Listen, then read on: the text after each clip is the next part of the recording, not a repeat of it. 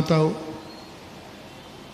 पुरुषों, सभी से मेरा कहना है, तुम्हारी जिंदगी में एक वरदान दे रहा हूं आज। तुम्हारे जन्म जन्म की जिंदगी में कभी ऐसा भाव नहीं आएगा कि मैं दूसरे के यहाँ रोटी बना करके खिलाना पड़े, मजदूरी करके। तुम्हें दूसरों के जूठे बर्तन मांजना पड़ेंगे, तुम्हें दूसरे के घर में झाड़ू लगाना पड़ेगी, तुम्हें दूसरे के गंदे कपड़े धोना पड़ेंगे।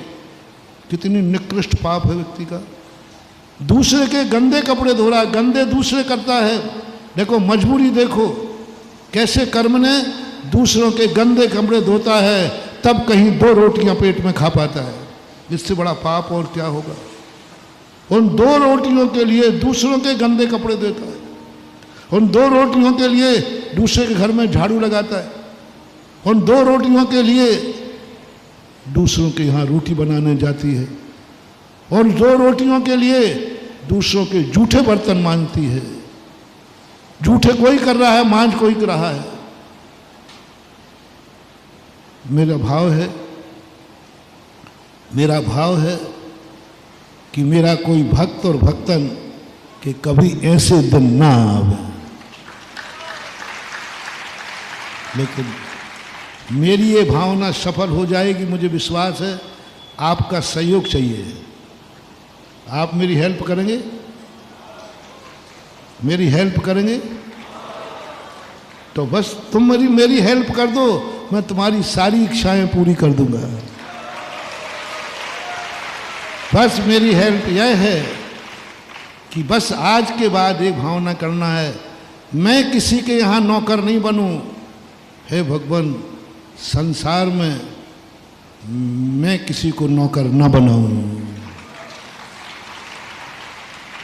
संसार में मैं किसी को नौकर नहीं बनाऊं। वो दिन आए, ऐसी शक्ति मुझ में आ जाए कि मेरे जूठे बर्तन कोई दूसरे मांजे। हम दूसरे के जूठे बर्तन मांजे तो हमें दुख है, और दूसरा हमारे जूठे बर्तन मांजे तो खुशी है।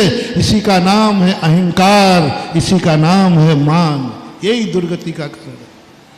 हम किसी के जूठे बर्तन धोना पसंद नहीं करते, और हमारे कोई जूठे बर्तन धोता है तो हम खुश होते हैं, उस पर तानाशाही और दिखाते हैं, बहुत खुश होते हैं, अहंकार करते हैं।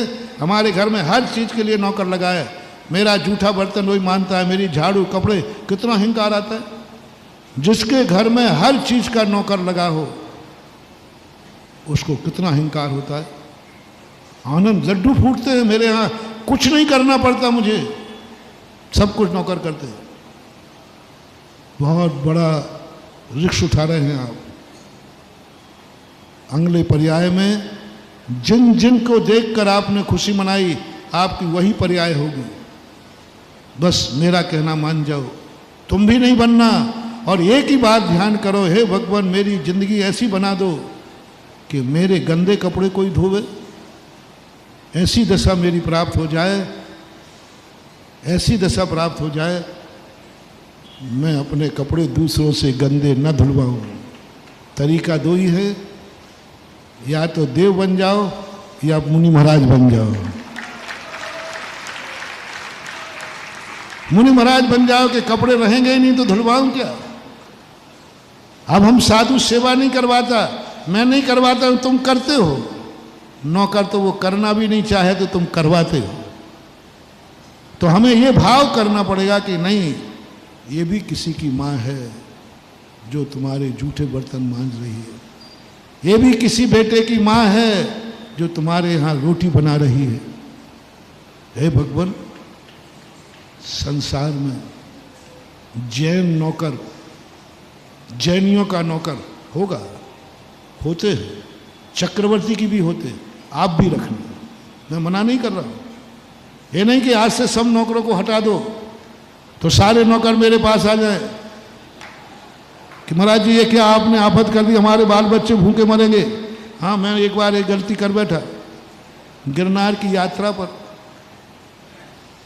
एक महाजन 4 लोगों के द्वारा डोली से वंदना कर रहे थे। उनको 4 लोग उठाए थे, है भी थे वो। तो मैंने कहा भैया, कोई तो मरने के बाद 4 कंधों पे जाता है, तू तो अभी जा रहा है, इससे अच्छा तो वंदना नहीं करता। क्योंकि मैं थक गया था। मेरे मन में दया भाव आई कि मैं अकेला बिना वजन के चल रहा हूँ और मेरी थकान हो गई, मेरे पैरों में कमजोरी आ रही है, ये इतनी वजन लेके बेचारे चल रहे हैं, थोड़ी दया करो इन पे। मैं उनको कह ही रहा था, वो डोली वालों ने मेरे पैर पकड़ लिए। बाबा जी, हमने आपका कौन सी गलती की है जो आप मेरे पेट में लात मार रहे हो? अरे मैंने कहा भैया, मैं एकदम रह गया, पैर पकड़ लिए। बोले महाराज जी आप क्या कर रहे हो? मैंने क्या गलती की? मैंने कहा नहीं भैया, मैं तेरे पे दया कर रहा हूँ। बोले दया नहीं कर रहे हो आप मुझे बर्बाद कर रहे हो। आप तो ये कहो कि हर जैनी डोली से ही वंदना करे, आपकी वंदना हम फ्री में करा देंगे, आप भी करो और फ्री में करो तो करो। उस दिन मुझे अकल आई, मैं तो दया कर रहा हूँ और ये कह रहा महाराज जी ये गलती मत करना। और सही में मैंने देखा 100 सीढ़ियों तक वो कराए कहते सेठ जी कर लो, मान जाओ, यानी उनको डोली में बैठाने में सुख है। इसलिए मैं ये नहीं कह रहा हूं नौकरों को हटाओ, नहीं तो वे सारे नौकर यहां आ जाएंगे। उस दिन के बाद मैंने कहा नहीं, हर जैनी को डबल नौकर रखना चाहिए।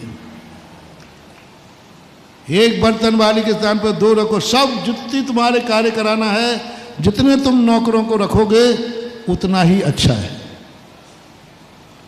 मैं ये कभी नहीं कहूँगा कि नौकर मत रखना। मैं तो सदा कहता हूँ जिनकी आजीविका तुम्हारे से लगी हो, नहीं रखना हो तो रख लेना। जैसे एक बार मैंने कहा था, यदि महोत्सव में हाथी नहीं चाहिए हो तो हाथी को जरूर बुलाना, उस महोत्सव के कारण हाथी जिंदा रह जाएगा, नहीं तो लोग मार डालेंगे। पहले देखो पशु कटते नहीं थे, गाय के बैल नहीं कटते थे। आज आपने बैल का उपयोग कर दिया, कट गया। जैसे बने आप अपने हाथों खेती मत करो। मैं तो जैनियों से कहता हूँ, जैनियों ने अहिंसा के नाम पर बैल से खेती करना बंद कर दिया, क्योंकि बैल को कष्ट होता है। नहीं होता है कष्ट। बैल को कष्ट जब होगा जब आपको खुला छोड़ दीजिए, वो लौट कर किसान के घर में आकर के दरवाजे पे आ जाता है। इसका अर्थ है वो कष्ट नहीं मानता।